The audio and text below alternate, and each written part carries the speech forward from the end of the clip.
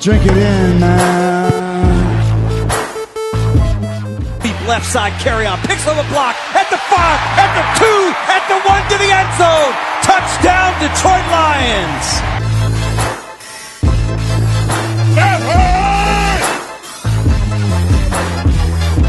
Drink it in, man. Get up, Stafford throws. It is end zone. Caught! Oh, baby, what a catch! Kenny Galladay, you're a freak! What a catch! Touchdown, Detroit Lions!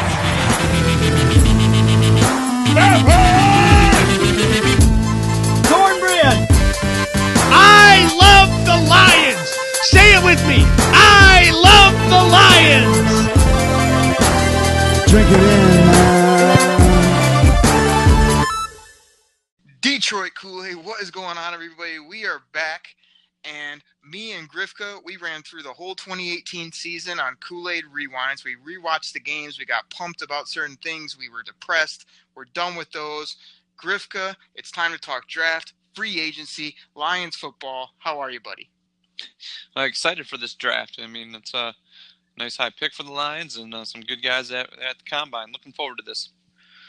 Absolutely, man. And like I say, just got done with the Combine. We're going to hit on some of that, all types of stuff today on the Detroit Koolaid cast. But Grifka, right off the top, man, I got a huge announcement, a big announcement. Are you ready for this? I didn't even tell you this offline. Are you ready?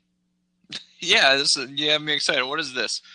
Grifka, it is the Detroit Koolaid cast 100th show today, man. We've done 100 of these podcasts. I called the big Hughes back in the day, and I said, Hughes, how about we try to start a Lions podcast and just talk football? And so he rolled with me, and we did some.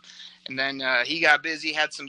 Him and his wife had some twins. We got you on board. You've been rolling week after week. 100 shows, Grifka. What do you think about that? Well, man, if I would have known, I would have baked a cake. We know you can't bake or cook, and neither can I, so that wouldn't have turned out well. But Grifka, the moments that jump out to me is the Grifka rant about Aaron Rodgers and the Packers. That was classic. All the Grifka-isms that the people love that always get one of these.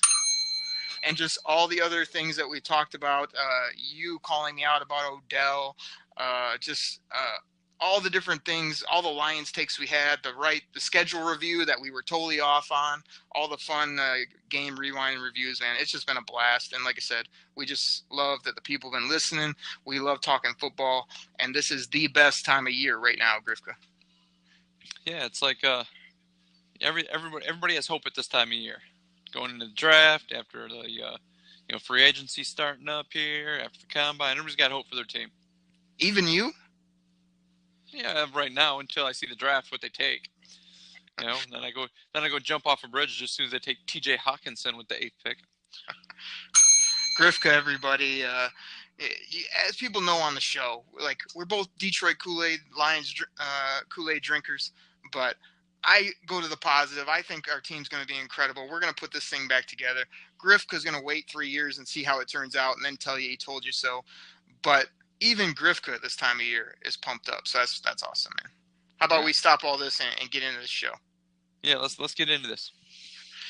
All right, Grifka, we're going to hit on a few news and notes, but then we're going to kind of take them in order. We're going to tackle some free agency topics, and then I got some fun draft stuff we're going to do. So right off the top, Grifka, Okwara signed back for 2 years. Stephen Longa signed. How do you feel about us inking these guys? More excited about Okwara than Longa. I mean, Longa was more of a special teams guy. Didn't do, it wasn't a main cog of either the offense or the defense. But Okwara, this was a guy that he led the team in sacks last year. I believe it was a 7.5. I know that's not an outstanding number, jumps off the page at you. But considering what the Lions did to get him originally, he was just kind of he was just kind of signed off the scrap heap, and they didn't even really trade for him. So, I liked it. I mean, we talked about hoping to re-sign this guy. I don't think he's going to be. I don't think he's the type of player who's going to be like that. Put the fear of God in the offenses. We have to we got to really game plan for this guy, but he can do some damage. Given the proper piece around him, he could flourish. Maybe get, 10 sacks a year, something like that, 9-10 sacks a year. I mean, he could be that type of guy for this team. So pretty excited they got him back. Grifka, I absolutely love getting Okwara back, and I love when the Lions like kind of target some of these younger guys, some guys that have showed some promise, and they don't mess around. They get them signed up. They didn't play any games. They got this guy at a decent number for 2 years. He's basically 23, 24 years old. He's got all the measurables to be a decent pass rusher. He was very productive. Like you said, he basically got cut from the Giants, and we swapped him out for Anthony Zettel. And man, what a great pleasant surprise. He seems to have a great attitude. I think this is a guy that you can both have in the rotation and maybe even lean on to play an edge role, depending on what they do in other areas. So I love that. I know you kind of sold Steve Longa short, but I mean, he's 24 years old too. He hasn't done much, but I know there were some reports and some things coming out last year. They were like high on this guy's athleticism, his ability to maybe do some more things. And then sure enough, I think kind of right before the year, or maybe even in camp, he got hurt and just never could show anything. But hey, man, he knows the system. He's young. He's athletic. I think he can add some depth to that linebacker position, be good as well. So excited about that. Other news, Grifka, we signed up a new running back coach, the Cincinnati Bengals running back coach, Kyle Kasky. Any thoughts on him, buddy? Not particularly. I mean, the position coaches and pro, I mean, they're pretty much just a kind of, I feel, pretty much they're just kind of, coach to what the offensive scheme and or defensive scheme is. They're not, by the time you reach pro, you should know technique, especially guys that have been around for a while. I mean, it's not got to be one of those things. This is how you pick up a block. This is how you pick up a blitz. This is how you, run this flare route. I mean, you should have most of that down. And it's more like, I feel it's more like coaching into the scheme. This is, they want you to do this. This is why you're doing it this way. You're lined up more so than technique. So like position coaches like that, I never really get too geeked about them. I mean, unless you're a special teams coach, of course, and then, you can miss the great Stan Kwan, so, but other than, other ones, I don't get too geeked about them that much, but that's just my personal opinion. I know other people think they're key cogs, that's why they're on the team, they're needed, but they're there really just kind of like, this is why we're doing it this way. They break, when the little film sessions break down, highlight your area of the field of what your position group is doing. That way the head coach or the coordinators aren't sitting there, with everybody trying to do it. So I never really get too stoked about just grabbing a position coach, no matter if the guy's like up and coming, a name that's been around for a while, a name that you might have heard. You always hear like former coaches going back to teams to be like advisors or position coaches. So even those guys, I still don't, I'm still not stoked about it. So that's my take on position coaches. Everybody out there, that's 2 Grifka bells for the word stoked. We've heard that many times on these 100 podcasts, but Grifka, nobody's asking you to do backflips for the running backs coach Kyle Kasky. What I'm saying is that if you did any research at all or read any articles, this guy came from Cincinnati. He's been around the league. I want to say he's respected. In Cincinnati, he made an absolute stud out of Jeremy Hill his rookie year. And he's also had Giovanni Bernard be great there. He's turned up the juice, and you tried to downplay Joe Mixon. Oh, he's okay, I guess. I mean, he's decent running back. Oh, yeah, he led the AFC in rushing and had a bunch of catches and a bunch of touchdowns, by the way. So this guy has a track record. It's nice to bring in some new blood, and we're going to get this running game going in 2019. So I didn't need the guy's bio, or do you think, we're winning the Super Bowl now because we have Kyle Kasky, but it seemed to be a good hire. And like I say, there were people in the NFL that were fired up about it, or were kind of saying like, hey, that's a good coach to go get. So any coaches we can add is a good thing. You asked me my thoughts, so I gave you my thoughts. I mean, that's what you asked me. Yeah, but you went on a 5-minute something about like, the running back coach doesn't really do much for you.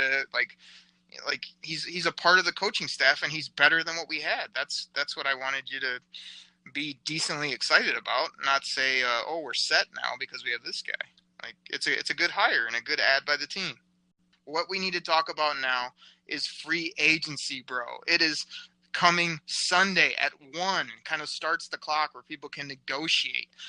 Players can wheel and deal. There are some players that have been cut that can basically sign now or can be in negotiations now. Grifka, the name, the buzz on Twitter and all over the place for our Detroit Lions. Landon Collins to the D. The number 21 is open. Matt Pat loves 3 safeties. He loves to move all his chess pieces around. This guy's 25. He's been in some Pro Bowls. Before I pump him up and before I tell you why he's a great fit, I'm totally on board for this. You should probably throw some cold water on me and the people by telling us why it's not good and why it's a negative move by the Lions, so we get that out of the way. Go ahead, buddy. Do what you do. Okay, I think Landon Collins, he's going to be at the top of the heap for safeties, and he's going to be one of those guys a lot of teams are going to be looking for. So this might be one of those things where, the players don't look at the Lions as like a winning franchise. Here not we go. Not the team's going to be anything. So it might be one of those things to get him here. We might have to overpay to do that. And I know it's one of those things. Just as soon as you say I throw cold water in it, because you might have to overpay him, because you make it sound like everybody wants to come to Detroit. Everybody does. It's a great place. It's a great town. They have the Redstone. They have the Detroit River. I mean, they got Motor City Casino. It's awesome. But it's still one of those things where we might have to overpay him, and then when we do our dollars and cents shows, you're going to be like, oh my gosh, we overpaid this guy. So yeah, he's great, and he'd be a great fit. But it might be one of those things where it sounds like he's at the top of the heap, and a lot of teams may want this guy. So to get him to come here, we may have to throw him a few extra dollars, and I know you don't like that. So yeah. Okay, we heard that point. What is overpaying in Grifka's mind? Like what's overpaying him? Yes. What's your price tag for him where you're okay, and what's your price tag where you hate it? I guess I haven't check the market on safeties yet, to be honest with you, to give you a number like, oh, this guy's too high. You got to do your homework, Grifka. So the Giants cut him loose, and they would have had to pay him. My homework on Landon Collins. I don't think he's coming here. Okay. So let me roll with this then. So Landon Collins got cut from the Giants, and they would have paid him $12 million on a franchise tag. They didn't want to pay him that. Again, you can look at that as overpaying or a lot of money. You can look at this also as this guy is 25 years old. He's made 3 or 4 Pro Bowls. And what I love about him is he's a safety that loves the physical play, which we're trying to be more physical. He can also come down and cover. He's a leader. He's a team captain. He's an absolute force when it comes to, like I said, just being a beast on the field. All those things go in there for him. And when you look at franchise tags around the league, the safety position is becoming more and more integral, and it's the 12 million, wherever the range was.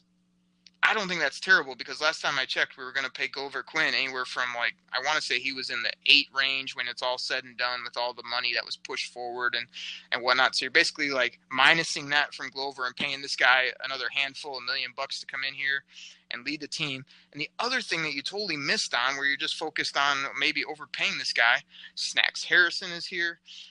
Kennard is here. Diggs, I guess, has a connection with this guy. Who am I else am I forgetting? Quara. These guys are all boys, man. These guys are all recruiting this guy. So if he comes here, he knows people. All those guys I named, too, are kind of integral parts of this defense. That's why I'm so in favor of it. And the other thing it does, no matter what you pay him, is it gives Tracy more time to develop. Yeah, you can run 3 safeties. Yeah, you can put Tracy in passing downs.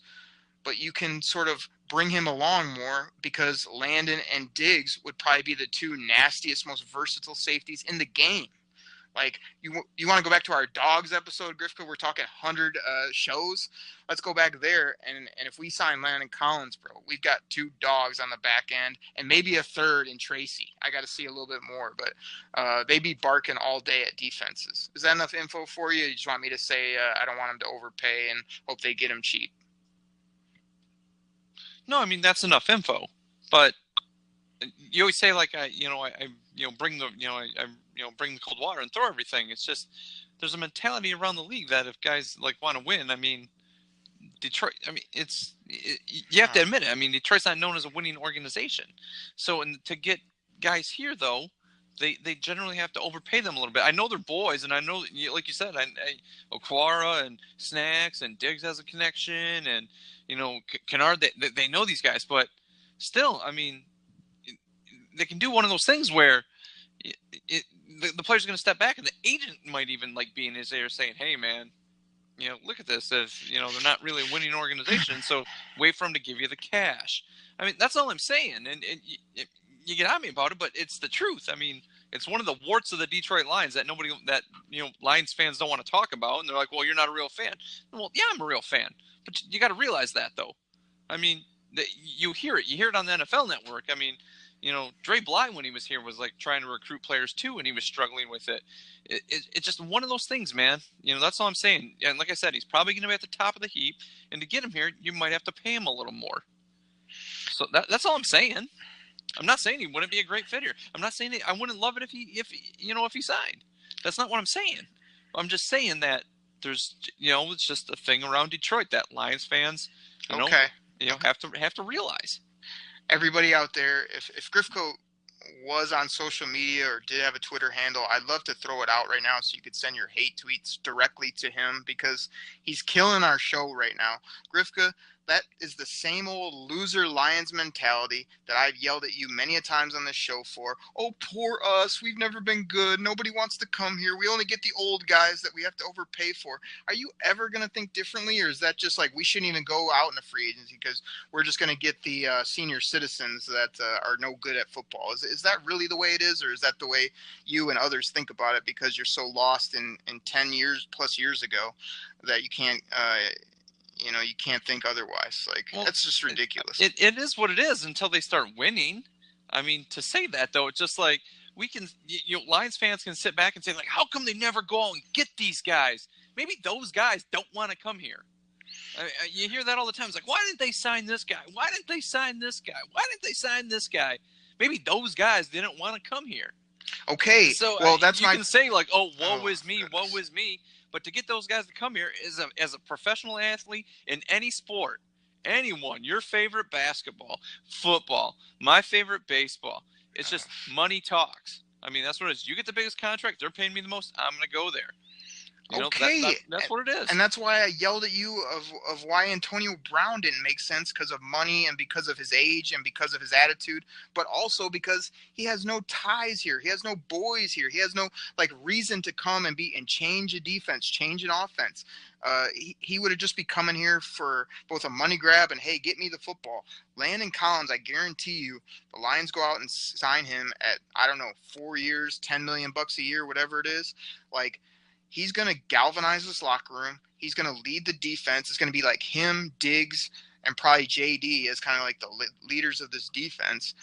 That's an investment I'm willing to make, and that's a intriguing thing for a guy to come to that has friends on the team, sees a defense that definitely was on the come up last year, and an offense that is going to add some pieces and probably be much better in 2019 than they were in 2018. So, yes, we don't have the best weather like Miami. Yes, we don't have the explosive offense right now like the Rams or the Chiefs. But I'm telling you, this is a good situation for this guy. It's everybody's number one target right now. It seems like a perfect scheme fit. I am really, really hoping our Lions go out, do what they got to do to get Landon Collins. And, yeah, me that always says get him cheap, draft players because it's a better contract.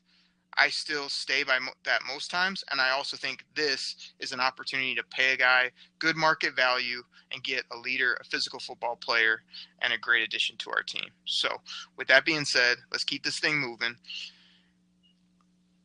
Grifka, would you spend Ziggy-type money on Trey Flowers, assuming that they don't, as you said, overpay for Landon Collins, or they don't go out and get him, but they target Flowers? Would you spend Ziggy money, which is 17, 18 million bucks, on a multi-year deal to get a defensive end rush, a guy like him here? I think the Lions may have to, especially with all the defensive ends, all the pass rushers getting franchise tagged. I think they may have to. Do I think he's like the best of the best that's out there? No, but like all those guys are getting franchise tags. So I don't know if 17, 18 million. That's an awful lot. I mean 17, 18 million. I mean 14, 15. Don't know if that would do it. I know it's one of those things where people are like, well, that's only a few million. But once again, like you've said this before, every dollar counts when it comes to the salary cap. So that's one of those things where, 14, 15 mil based on that, but it might be one of those things where you might have to throw a little extra cash at the guy to get him to come here because there's a lot of defensive ends and pass rushers off the board already, all the elite ones with the franchise tag. So 17, 18 is a little steep for me, so I wouldn't. All right, so my quick take on Flowers is that, he has to have a surgery this offseason. I think it's a shoulder. That's not really good. We just dealt with a defensive end that had shoulder issues, so I'm a little worried about that. I do like his age. He's younger. I want to say in that 25-year-old range. You do need pass rushers, but at that price tag, I'm going to pass on this guy, mostly because even though we didn't see it all the time the way we wanted to in 2018. If you go back, we went back and watched the tape. Like every game, I felt like I was seeing decent run stopping and decent pressure. If you go back and look at our sack numbers overall, especially with what we had on the edges or didn't have, it wasn't bad. So I think Matt Pat can scheme up pressure. I think that if we add a Landon Collins, that adds to our DB area. We can cover better. We can be more physical. I think that helps your rush. I'm much more on the track of getting a Landon Collins, passing on a Flowers type, and then looking both in the draft, depending first round, or wait a little bit and see where you can get a guy at great value and really add some young blood to this edge rush, because I think we'll have such a good rush up the middle. So I'm going to sort of pass on him as well. Now, if he was in that 14-ish range and we didn't go get other big name guys, I'd be a little bit more apt. It just depends what Matt Pat thinks about him, I guess, at that point. If his dollar is right and he loves him, then I'd support it. But pretty much going to pass, in my opinion, on him, thinking I can get rush ends other ways. And I love how Kennard played. I think of Kennard as a rush end, basically, and I think he's going to even play better this year. So looking forward to that. Grifka, next thing I got here, what areas of strength do you see in this free agent class that fit our Lions? I know you've looked at it a little bit. I know we've broken down some sheets and some lists. When you're looking at it from a big picture perspective, like what kind of players and at what positions, I guess is more the question, do you feel are strengths out there that we can fill, knowing then, hey, those areas might be weak in the draft, sort of complement each other? You got anything like that on that you can help the people out? Now, like you said, there's a lot of pass rushes out there still, and there seems to be a drop off. And I liked your take. You can get the bell out. I agree with you on that. That maybe there's somewhere we can, I don't want to say maybe the next tier under the guy, under like Trey Flowers, but somebody, that I'm not saying like a sleeper or anything like that, but people have heard of this guy, and somebody like that. Trying to think of a name here really quick. Gosh, it's something I just had on the tip of the tongue, man. I'm sorry. I'll have to look it up here really quick. But if we can fill, like, I think there's plenty of pass rushers out there, but there's like no elite ones after, Lawrence is gone. Frank Clark's, getting paid big bucks. Like linebacker CJ Mosley is set free. It seemed like he was really surprised that he wasn't franchised in Baltimore. And CJ, I realize he's a linebacker, defensive end type of guy, but that's a guy I believe who could fit the Lions. On that, I believe the Lions need on defense. Another one, there seems to be an awful lot of safeties, being out there in free agency as well. And once again, like if you're not ready to hand the reins over to Tracy Walker, you want to give him a little more seasoning. You go get one of those safeties that's out there, because it seems to be an awful lot of safeties that are being set free this year. Another Baltimore Raven, Eric Weddle. He seemed awful surprised, based on his Twitter stuff that I seen, that he was sent to free agency as well. So I think those would be the two main areas that the Lions need, but it seems to be a lot out there for the Lions to choose from. And I guess, choosing wisely, like you said, where do you want to spend your money? It's one of those things I believe those positions really help the Lions. And then I hope they just don't become misers and penny pinch things and just decide, we'll just take this guy because he'll fill up a spot. So if we get a safety position, I believe we go draft a corner. or if it's one of those things where if we're going to sign a corner, maybe we draft a safety, or if we sign a defensive end, we go sign on the back, on the back end of the defense, as opposed to getting free agency in both of them. So I believe there's a lot of defensive backs. The depth is good in defensive backfield of the draft, so they might do that. They look to sign a defensive tackle and then go draft a defensive back. All right, man. Well, the way I see it is like some strengths in free agency that I seem to see is, again, what the Lions are looking for. So I feel like there's some linebackers, both some outside or some versatile guys that could be fits. You're right. There are some safeties, but I just spent X amount of time promoting Landon Collins, and then you bring up Eric Weddle. I love Eric Weddle as a player, and I also really loved him 5+ years ago when he wasn't mid-30s. He might have another good year or two on a real quality Super Bowl type team, but it doesn't make any sense to go get a guy like that when the Lions are trying to add a physical force, a guy they can build on. He would be a guy to help get you over the top. Now, again, linebackers, another position I love in free agency. Just in general, to kind of attack this is if you can find those mid receivers, those kind of guys that aren't the top of the top, but they're also going to move chains, they're going to make plays. And I think there's some of those guys out there. So, again, we're not necessarily getting to the names right now, but I'd look at the wide receiver position. If you can add a guy with some speed or a guy that can be shifty and move some chains, those guys already have been in the game a while. They know the NFL game. They know how to get open. I like that, as well as then you can add one in the draft. Excuse me. But you don't have to reach for it. And then I also think, we've talked about a few running backs. I really think you could add a really good depth player in free agency at the running back position, and then it opens you up to just wait it out in the draft. I love it when you see 5 guys on the board, so you take a different position and you wait a whole round and see, oh man, good, 2 of those guys are still left, and then you go get that type of guy. So I'm looking at adding the big safety we've already talked about, adding a depth running back, adding a veteran good type receiver that can fill that GT role.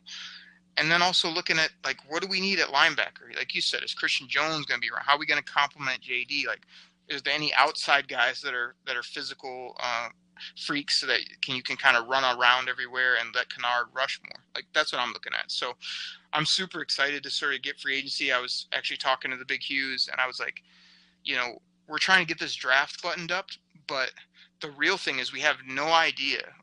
As much as people think they do, we really have no idea who the Lions have on their short list for free agents, and it kind of just pops out of nowhere. You're just like, oh man, they signed that guy. He wasn't even, on our short list, but they probably had him targeted for a long time for different reasons than we would know. So the free agency to me is a big wild card and super exciting. So anything else on that before we're going to talk my favorite thing, Grifka. We're going to talk the draft. But you got anything else on free agency? No, let's move on because we have actually a number of shows before, as free agency goes along.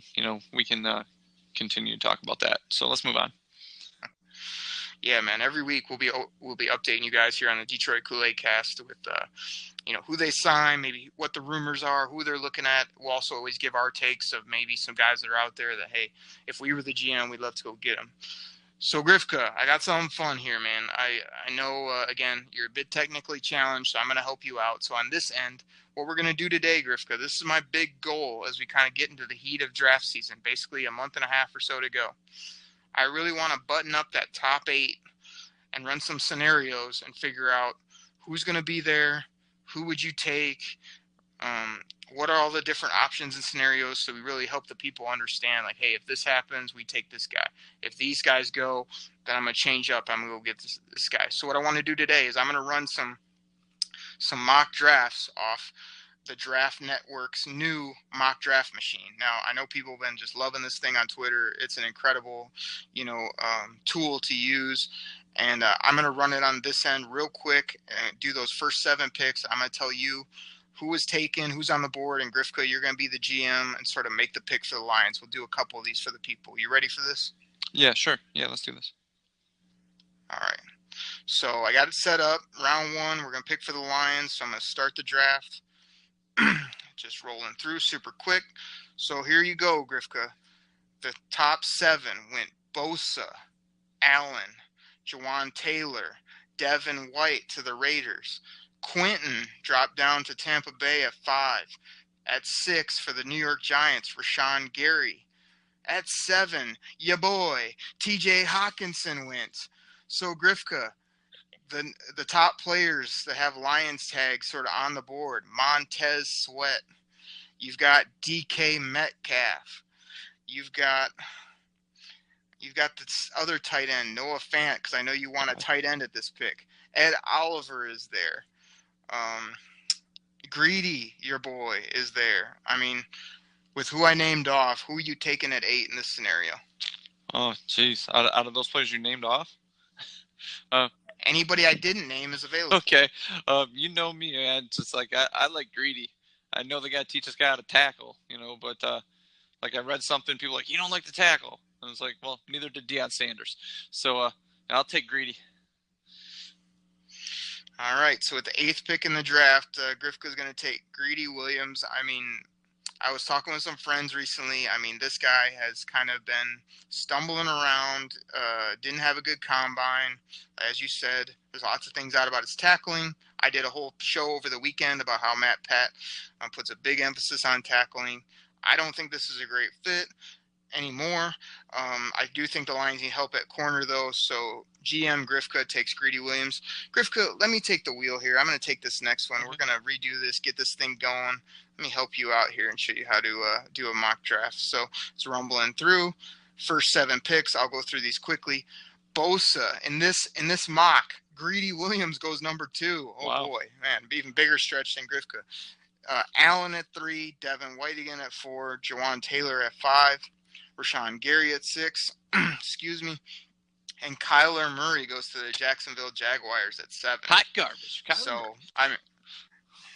I mean, this is crazy. Like again, there's no way Greedy's going to, but that's the fun of the mock draft here. You never know what might happen, and the Draft Network, to be honest, I mean, they have really good data. Excuse me. Really good overall grading, but again, this is sort of a random simulator, so at times you're going to see that. I'm sitting here at 8, Grifka. I got Quentin Williams on the board. I got DK. I got Sweat. I got Burns, who I like. I thought he had a great combine. Grifka's favorite, TJ Hawkinson, is there. If I'd like to take a tight end at number 8, I mean, I think that's a great value. Don't you agree, Grifka? Oh, yeah, that's awesome, man. Great. Love taking tight ends in the top 10. Love taking tight ends in the first round. Absolutely. I knew you would love that. So you rumble through. I mean, there's, the corners are here, things like that. If this is my scenario, and again, bringing up the Big Hughes again here on our 100th show, we were talking about this, and Big Hughes was high on Quentin Williams, and I asked him, like, if he fell to the Lions, where would he fit? And he was kind of like, oh, you just play him next to Snacks. I was like, well, what about Ashawn? What about Deshaun Hand? He was kind of like, oh, Matt Pat would figure it out. And I agree he could, but to me, that's, again, going to the well like we did both with receivers. And I remember those years we kept taking defensive tackles like year after year. And even though I thought they were, beasts and athletic, I thought it was kind of, hey, okay, DTs are good, but they don't make impacts like some of the other positions. So even at this point at 8, I'd probably pass on Quentin. So we got my boy Farrell is out there. I mean, man, I hate to go to the well again, Grifka, but in this scenario, it's between Sweat and Ed Oliver to me. I mean, Ed Oliver's if you watch his tape, you watch his highlights, they're crazy. You just don't know where he's going to play, but I think, again, the mad scientist, Matt Peck, could find a place to put him. And then Montez Sweat, who wasn't on my list, blew up the combine, the fastest 40 ever, looked like a stud, 6'5", 250, 60 pounds. I mean, he looked the part. I know you've been high on him. I thought he wasn't as athletic. If you go back and listen to the previous shows, I know, Grifka, you like to promote the old shows. You'd hear me say, I like him. He's just not a star or not athletic enough to be great. So, again, with all that being said, I mean, I'm going to stick to my guns like I did in our mock draft. Man, I'm still going to take Ed Oliver here at number 8, and I'm going to play him on the edge. I'm going to play him in the middle in sub packages. I'm going to stand him up sometimes and bring him straight up the A gap on blitzes. I mean, I'm going to just make this guy a Terragon after the quarterback. So that's what I'm going to do at 8. Going to take the value and just kind of what's my best overall player at a position of need, and I think he fits both those. Probably the best athletic freak player and also a guy that's really versatile. You can move all around and might just have to kind of take some time to learn these different spots. But I like Ed Oliver there. Another guy that was really tempting, Grifka. Where do you sit with DK Metcalf after the combine he had? I mean, if they took him at number 8 and added a absolute physical freak of a receiver to Marvin and Kenny, like, what would your thoughts be on that? Nope. Not because I'm just saying, I don't draft a wide receiver thinking the bad taste of the 3 in a row. That's not it at all. I think there's deeper needs on this team, and that can help them win now, as opposed to, Metcalf. And don't get me wrong, I like Metcalf. It was one of those things where if they traded down and got him, sure, but Metcalf seems to be, skyrocketing up boards right now. I mean, I just don't like it because I think there's other needs on this team. Okay. I mean, I agree with you there that there are some other needs, but did you watch the combine? Yeah, I saw some of it. Okay, did you see this guy run? I have never seen a guy that big run that hard and that fast. Like, it just passed the eye test for me, where I already knew he was good. My only thing is I don't like the neck injuries. I don't like some of the, things you hear about, like, well, he's not a great route runner. It's like, he's 6'5", 235 some pounds, and he runs a 4.3. And like when he ran, I was telling Hughes, I was saying, that guy just chews up ground and look like an absolute top 10 receiver just with his physical gifts. And Hughes is like, oh no, he'll be a bust. I'm like, so we're fighting on that one. But I think he'd be tempting. I agree with you on a trade down. If he's the best available, would be more likely. But man, I mean, he absolutely blew it up. And usually I said I'm not a big combine guy, but some of these guys passed my eye test, and the measurables are there, and they would just be game changers, I think. So, Grifka, I know I talked a lot there, and we kind of gave some analysis. Let's go ahead and do one more for you and one more for me, and we'll kind of do a little less analysis, but see if these turn out differently. So I'm gonna go ahead and roll again for you. This one looks like it turned out nice. So we got Bosa at 1, Allen at 2, Jawan Taylor at 3, Gary to the Raiders, Quentin to the Bucks, Montez to the Giants, and Kyler Murray 7. So real quick before you make your pick, like, it's kind of curious, like, so the Draft Network, they don't have Kyler Murray going 1. They got Nick Bosa in all these mocks. So I still think Bosa is overall the best player. I mean, just looking at him, he definitely passed the eye test. He has the lineage, but I'm surprised that he's not going, or Kyler Murray's not going 1 here, because I think, everybody's pretty set that is most likely scenario. So with those names, Grifka, you're on the board. You got Devin White, DK, you got Burns, you got TJ, you've got Ed Oliver, you've got Greedy, you've got Wilkins, you've got I already got it, man. There. You know what you do? Because this guy, the guy I want, he's not this good, so you trade down. You don't care. You trade down. No. And you take Rock Yassin. That he's all of a sudden my favorite name. I love this guy. I just want this guy. I mean, I don't care. You trade down, you take this guy. He's a first-round DB. He's just not number 8 DB. I mean, so this is the guy. You trade down, that's the guy you take. Okay, are you ready to give your real answer, Grifka? Or? Yeah, if that's the case, then I'm going to do what you want to do, because you kind of talked me into it. I'm trying to throw a little curveball because people don't think I want this. Yeah, I'm going to take Devin White. And you know what I'm going to do? I'm going to look at Jared Davis. If I'm Matt Patricia and Mother Goose, I look at Jared Davis and I just hold my hand out and say, like, give me number 40. And go give it to the Rook. There you go, Devin White. All right, well, let me talk for a second about trade down answer. I'm always for trade down, but here we gotta make the pick. Secondly, I think you were trying to be funny about Rocky Sin. I talked about this guy on like 2 other shows, Grifka, and said I loved him at the Senior Bowl. He's a competitor. He's physical. I love him. And now were you being serious or not? No, I like this guy. I watched more of him. Saw him at the combine, and plus he's just got a cool. I remember you bringing him up, but yeah, I just really like his name too. So I like Greedy, but I think I like Rocky Sin even more. So seeing him more, he's really grown on me. No, I remember you talking about him. I do, and you brought him up. But yeah, I saw him at the combine, and they show like as he's doing stuff, they profile him a little bit. So yeah, that, and I just really like his name. But he's not number 8 good. He's not, but he's first round good. Yeah. Okay, well, Grifka, again, we had our big argument against 100th show. If people want to go back and listen, we had probably a 20 to 30-minute argument where you were the draft wizard and I didn't know anything, and I was yelling at you because you don't know anything, and I put all this time in on the draft. So let me school you as I said I would. So now you're picking up names I've been putting down for a while. Rock Ya-Sin, let's get it out of the way right off the top. It's a great name, no doubt about it. I mean, Grifka, you may draft for names. I don't. But I do appreciate them. Secondly, Grifka, not only is this guy not a first-round pick, I'm trying to get Rock Ya-Sin maybe in the 3rd round, maybe even hoping he slips later. If it had to get him in 2, I've seen plenty of mock drafts where he's taken in the 1st round. Late in the 1st round. No, I've seen 0. Okay, then so I guess you're not watching NFL Network. I just saw 2 of them where he was in the 1st round. I mean, he was going like 29, 30. But yeah, he was in the 1st round. Okay, yeah, no, I don't see it. I mean, just because your boy Mel Kiper put it down, Grifka, doesn't mean that it's true or that it's good advice. So to me, this guy, if I had to take him in the mid to late 2nd, I'd be decently okay. If I can get him at the top of the 3rd, I love it. But no, I'm not taking this guy in the mid to late 1st.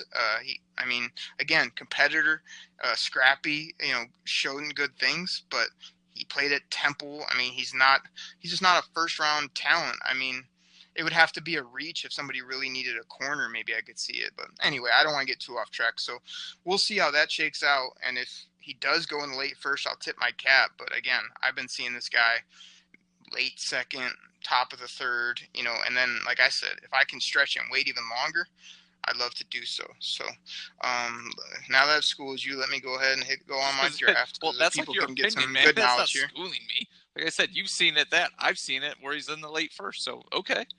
I mean, okay. Okay, but you're drafting this guy because he has a cool name and because you saw him a couple weeks ago. Like, I'm trying to tell you what I've been seeing on this guy since college football ended and since I've been reading up on these corners. Like, in the corner range, he's probably let me see. I mean, in my head, he's probably like in the top 10 of corners, but I mean, he's not like top 5 corner in this draft. So we're gonna move on. Okay, we wanted short. We just kind of got off the beaten path like we usually do.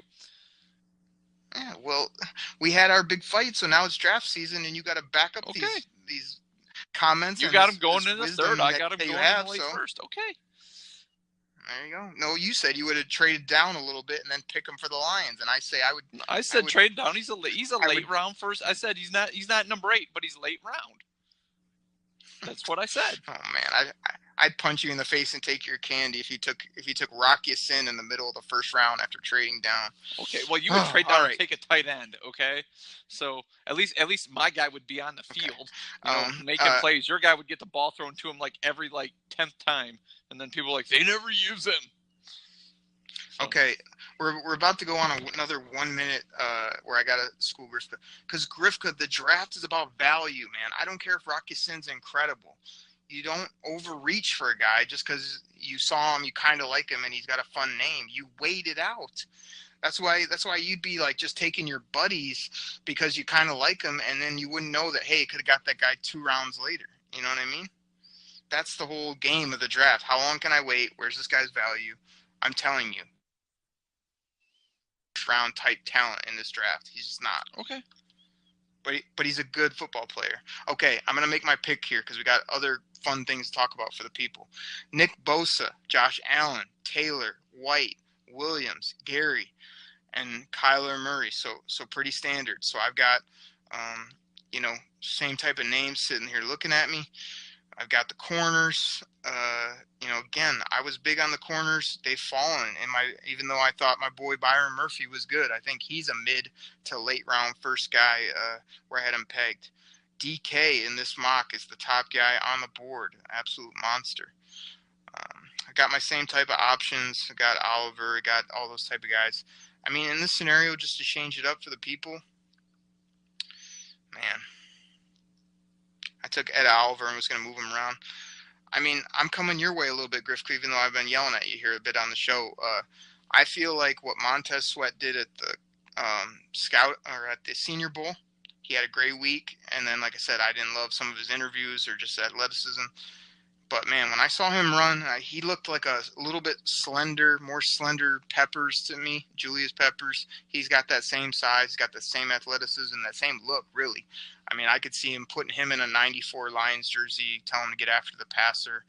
And he could be that young, here we go, Grifka. If we had an Okrie Bell, we'd hit it. Cheap option at defensive end rather than paying that big money that I think could really both make plays and grow in a role. I think they could coach him up to where in a year or two he'd be a really solid defensive end in the NFL based on what I've seen so far. So I'd be taking Montez Sweat with this pick here. Passing on the skill guys, passing on the tight end, Grifka. You proud of me? Of course. Tight ends are a wasted first-round pick. No, they're not, man. You and Hughes need to get it through your head that it doesn't matter where you take these guys if they end up balling. So, yeah, you can wait, or I say wait, and you should wait for value, but you cannot just say a whole position group is a waste because that's just lazy analysis right there. It's a luxury pick. It means you're filled at all your main skill positions. No matter who they are. Okay. So we done some fun mock drafts. I know that's the talk of the universe right now is mock drafts and figuring out. So we did a couple sims there working through 8, and we saw what I love about that. So we pretty much saw the same names that are going to be there. Now it's about who do you like, who would you take, who are the Lions looking at, who fits the Lions, all that type of stuff. So a couple more things on the draft, Grifka, and then we've got a few questions, and we'll close up this show. So we've looked at the targets.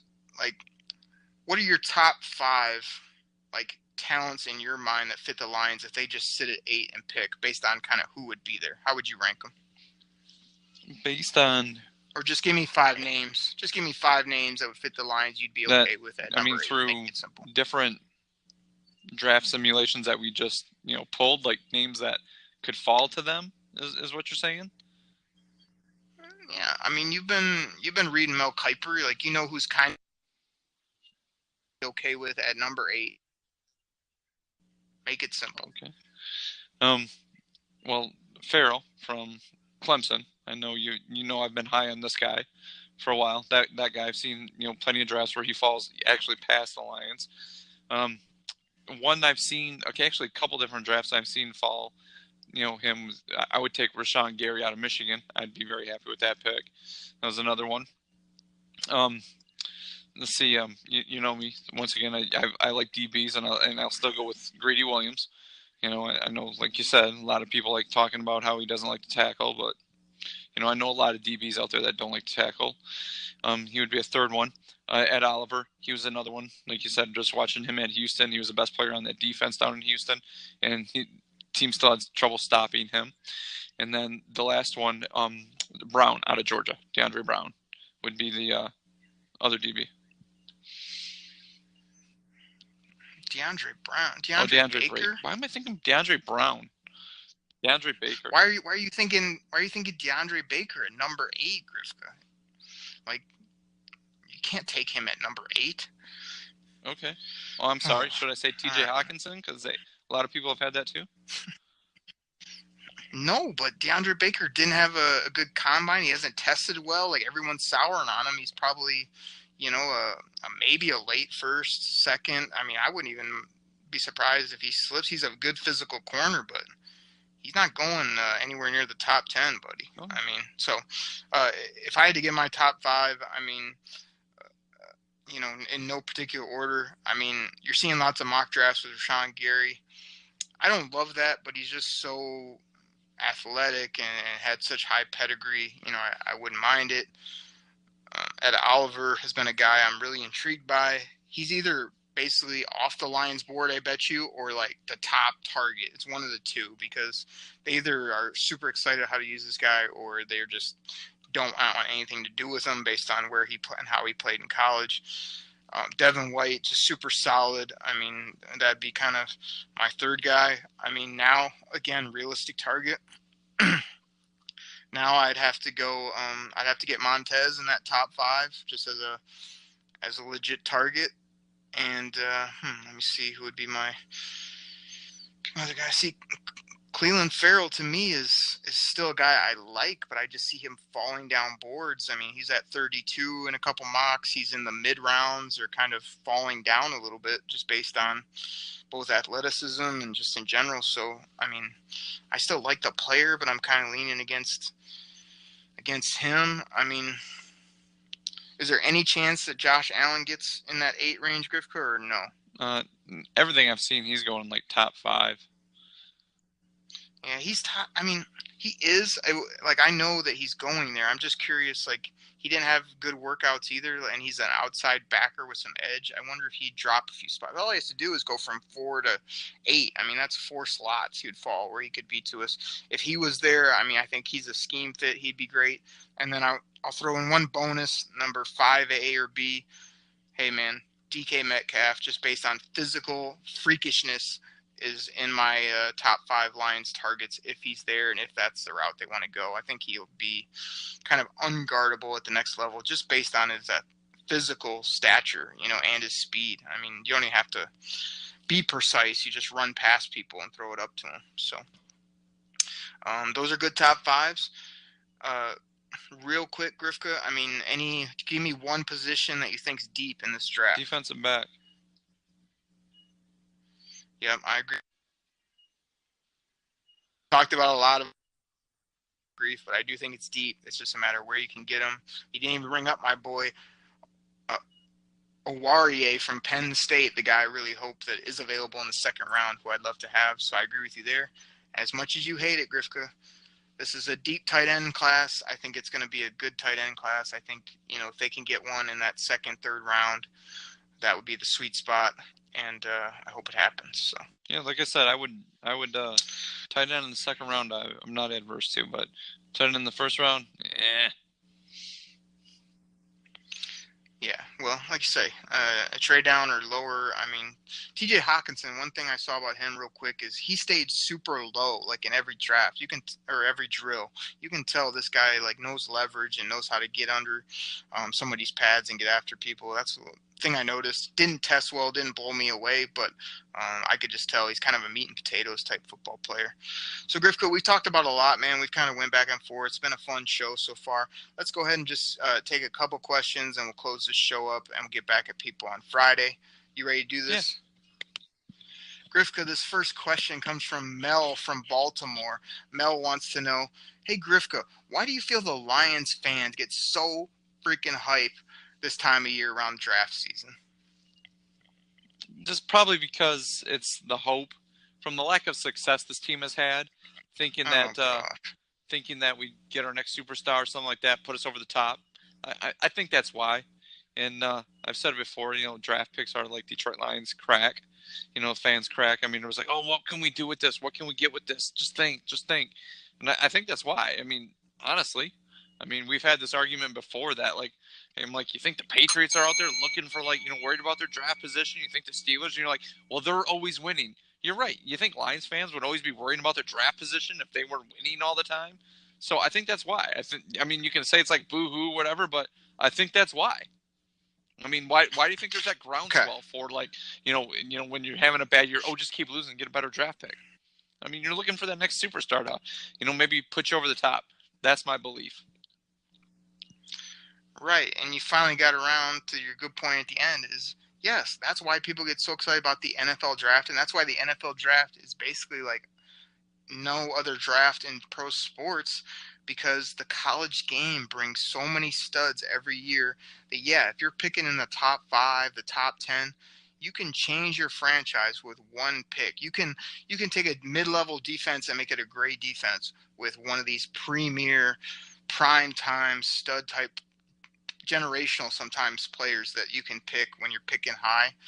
That's why the Lions fans love it, is because every year when your team isn't good, or even when they're in the middle of the pack, everybody knows that hitting on a couple of these young prospects can change your team for years to come. And again, if they listen to this show, they know they're super cheap, they're on great contracts, and it's just the way to build your team, no doubt about it. So, hope springs eternal, but the NFL draft, out of all of them, is one that you can just absolutely get top-level talent, and it makes a big, big difference. Another question here, actually our final question that will just go wrap this show up, Grifka. Devin from Baton Rouge, he wants to know, do you think Matt Pat could put 2 middle linebackers on the field at once in this defense and this scheme, and could it work? I know you kind of hit on this earlier, but give the people a pitch of either why it can or can't work. Why it can work? That's fast, that's speed, and you can't teach speed. And yeah, we've talked about Jared Davis needing to work on a couple things, and even Devin White, like I've said, I believe they're just mirror images of each other. But Devin White, I believe, covers a little better. I mean, he's fast, obviously. We saw that at the Combine, how fast he is. You just can't teach speed, and those guys can fly. So even if it's one of those things where you still plan on doing like more of a 4-3 and you got to bump one to the outside, I'm okay with that. If you're going to run more of like a 3-4 type scheme and having those two guys patrol the middle, and even if it comes up passing down, both guys are fast enough to cover. At this point, I guess I'd rather see what Devin White can do in a coverage scheme as opposed to Jared Davis. I feel I kind of know what Jared Davis is on coverage, but that's why. That's just the biggest thing is speed. I mean, you can't teach speed. Grifka, I've been selling Devin White all year. I've been telling you why it could work. I've been telling you, look at Matt Pat's old defenses. He had 2 great linebackers. I'm here to tell you now, for Devin from Baton Rouge on this question, I don't see it happening.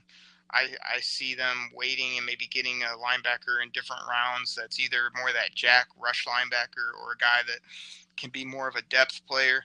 I think, it's just not going to be where their value is. They're going to fill some other needs. And I also think that you said Jared Davis hand over your jersey. Like, that's not happening, man. This guy, they're making him the centerpiece of this defense. They are going to live and die with this guy. Hopefully he's going to continue to grow in his role. That number 40 is stay on Jared Davis. He'll be the captain of this D, hopefully with some better pieces around him in all the different spots on the defense. But I just kind of see them staying with him and not adding another alpha like Devin White, as much as I would probably like to see it. So, that's how I see it going down. Grifka, the 100th show, man. We're done. We've talked news and notes. We brought the people some heated discussion on free agency. We broke down some mock draft sims where you were the GM, where I was. We talked about the picks. We made the picks as if we were Bobby Quinn. We answered a few questions from Mel and from Devin. I think it's time to shut this show down, man. Number 100. It's been an awesome ride. We're looking for 100 plus more. And we love talking Detroit Lions football. Absolute blast. Thank you to all the fans, the people, and everybody that is listening to podcasts. To close up the show, Grifka, the question of the day. Do you have anything else for the people before we get out of here? Nope. Well, that's going to do it, everybody. We thank you so much. We will be right back here Friday morning on the Detroit Koolaid Cast. We're out. Pack the bags, start the plane. This game is over. It is over. What a comeback by the Lions. Drink it in, man.